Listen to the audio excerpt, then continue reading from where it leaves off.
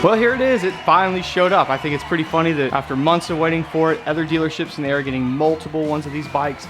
Mine, 2 days after we put the video up, I got a text saying that mine was going to be there next day, and it was.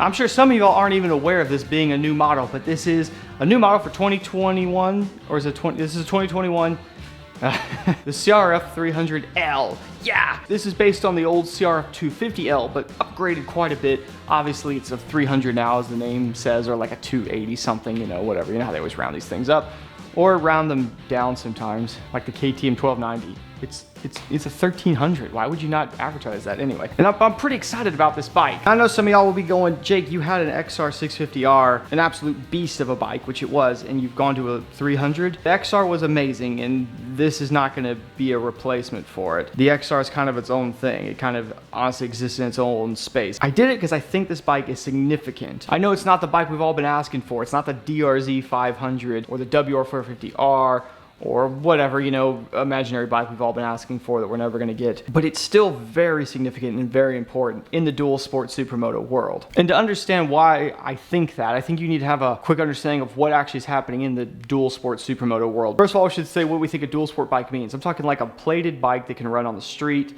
and the dirt. It's you know, normally a little more dirt oriented, but meant to just do a little bit of everything. Nothing particularly amazing well, but can do a little bit of it all. At the top of the food chain, you got these 450s and similar CC sized plated bikes. Obviously you got the KTM EXCs. There's the Husky versions of those, gas now as well, I'm guessing. We'll have some. A few other European brands out there. You got Honda with the 450L. These are fun. I've had one of these. Remember, I had a WR450 that was plated. I kind of know what to expect riding those bikes. I've been on several of those other ones and they are fun, but they are very similar to that 450 I had. Great bikes, amazing componentry, lightweight, good performance, awesome bikes. Very expensive, very high maintenance. You also have got small CC air-cooled bikes out there like Baker X Derek rocking his DR200. Awesome little bike. If you want a little more, you gotta start looking kind of the mid-range bikes out there. And when we look at those, it's basically been dominated by the Japanese 4. Kawasaki, Honda, and Yamaha all ran 250s. They were water-cooled, 6-speed, fuel-injected bikes. Honda and Kawasaki, why they were always better priced than the WR250, were always a little bit softer in my opinion. Not bad bikes, but just needed a little more. Every time I rode the old 250L, I didn't hate it, but I wasn't super impressed by it either. It was okay. And the KLX 250, you guys know I spent plenty of time on one of those in Thailand. Great bike. Good bit lighter, like a little better suspension. Boy, that engine was a dog. That was a slow engine in that bike. The Yamaha though was a little bit hotter of an engine.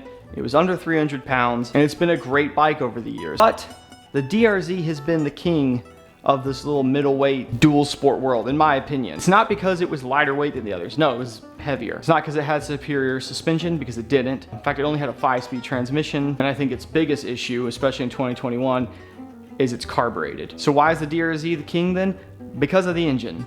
400 cc's gives you more power, baby. With that 400 cc engine, it was king. And as much as we cried and wanted Suzuki to build the DRZ 500 or our 450, they've had no reason to. The bike has not had any real competition except for the WR250, and guess what? They discontinued it in 2021. You can't buy it anymore. People keep saying they're gonna have a WR300, but I'm not holding my breath. This means for anybody out there who wants a dual sport or supermoto in that kind of middle class, reliable dual sport range, really has limited options. And it doesn't get any better when you look at the used market, where there's regularly bikes going 10-year-old DRZs and WRs going for a basically MSRP price. It's insane. Whether you like this bike or not, I think you should really appreciate what happened here. Because in 2021, Kawasaki and Honda decided to upgrade their little 250s up to 300s. On the Kawasaki, you get punched out, they bored it out, and basically the bike's the same otherwise. Still a good bike. Technically that engine has already been built at 1.2. If you go look at the early 2000s, they had a KLX 300. Honda, on the other hand, with their upgraded their 250L, changed a lot. Longer suspension travel, new frame and swing arm, all new body work. It's been lightened up, and of course the engine, which has been stroked out to increase the engine size. I think they made some changes as well as the head. The transmission, this is really cool. 6-speed transmission, the first 5 gears have been made closer with the 6th gear made longer. I don't know why more people don't do that. But I haven't even told you the best part. And this, if you get it in the most base trim, it's 5 1/4. That's insane. Now this was an ABS version, so I had to pay like $550 for it. Still, what a deal. By the way, I didn't want to buy an ABS model. You could not be picky right now. You got to get what you can get. Yeah, look, you get that bike less than people are trying to sell old WRs and DRZs right now in the marketplace. The 450L, for instance, nearly double the cost of this. Needs an oil change every 600 miles. You know how often this needs an oil change? Every 8,000. That's this much better. Yeah, the market is insane right now, but that's what we need. This bike will shake the market up. The used bikes, how could you justify them when you can get these bikes for literally less and they're brand new? How can Suzuki keep justifying selling the old DRZ with the pressure of these other brands stepping it up? Yamaha can't afford not to come out with the WR300 now or whatever they're gonna make. They left that hole wide open. So this bike and the KLX, but particularly this one, I think, puts big pressure on the market to make better stuff. And I think this bike's actually gonna be really, really fun. Also, doing a project with this bike kind of gets back to why I started doing this stuff in the first place, the wrenching videos, was that I wanted to show people they could do this stuff on their own and not to be afraid of wrenching on these bikes. The XR650R was a cool build and there was definitely a lot to be learned, but it was kind of pushing it. It was doing a very extreme build on a rare bike that not everybody's into. And let's be honest, the DIY Tanneray 700 is something that most people are not gonna do. We went a little crazy with it there. We went a little, you know, we got a little too YouTube-y. I wanna do something practical that I feel like you guys watching, guys and gals can go, hey, you know, that seems like a cool bike for me. And now I feel confident doing these things to it, you know, actually working on it. This is practical. And that's kind of what we wanna keep it. I'm not gonna do something crazy. We're not gonna turn it into a DeLorean or something weird like that. So let me show you what I do have planned for this thing. So here we have the 4 states of being that we want to run our CRF300L, okay? Yeah, how can one bike be 4, Jake? Well, whoosh, dual sport. You all knew we were gonna run it as a dual sport. It comes as a dual sport. What does this mean? It's a plated dirt bikey thing that's got not super aggressive tires on it. Ones that can do a little bit of everything. Doesn't do anything great, but does many of things. And of course, we'll improve upon that. Enduro or trail bike. As you can see, we have much aggressiver tires on here now. It looks like I could also maybe saw some wood, okay? Shut up, I'm not a good drawer. But you get the idea. Aggressive knobbies on this thing at some point.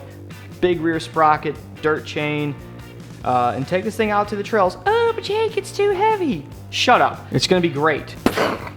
Adventure, yes, we're gonna slap some racks on it. This is basically like the dual sport mode with a rack on the back and some luggage stuff. Shut up, I'm not a good drawer, but you get these are racks back here. We already have a lot of this stuff. This will be nice. I know, I already have an adventure bike, but this is a lighter one. This will do different things.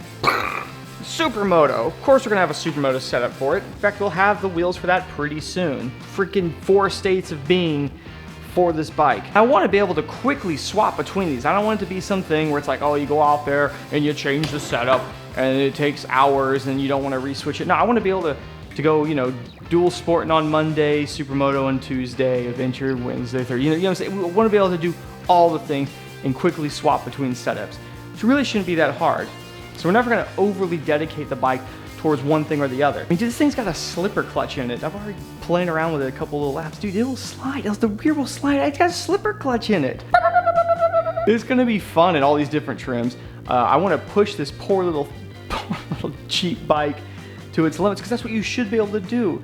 It's a Honda. It's a dual sport Honda bike. To those of y'all in Patreon who've known about this for a while now, thanks for keeping your mouth shut. We've had so much talks about all this stuff in there and late nights in the Discord server acting like idiots. Go over there and see the Discord or Patreon video version of the video if you want to. It's a longer video. There's no censoring. There's no ads on it.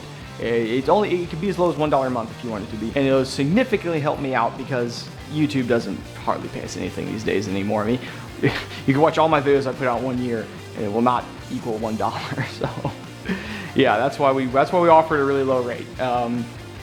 And you guys, so you get a better version of this video that comes out early. I think this bike will be awesome, I really do. But I've honestly yet to really get out there and ride it good. So I wanna go do that actually right now. The sun's shining. Give me your comments, your feedback, suggestions, everything you wanna see about this. Think it's a good idea, a bad idea, I'm an idiot. Let me know. Otherwise, yeah, I'm gonna go get this thing out there and go have some fun.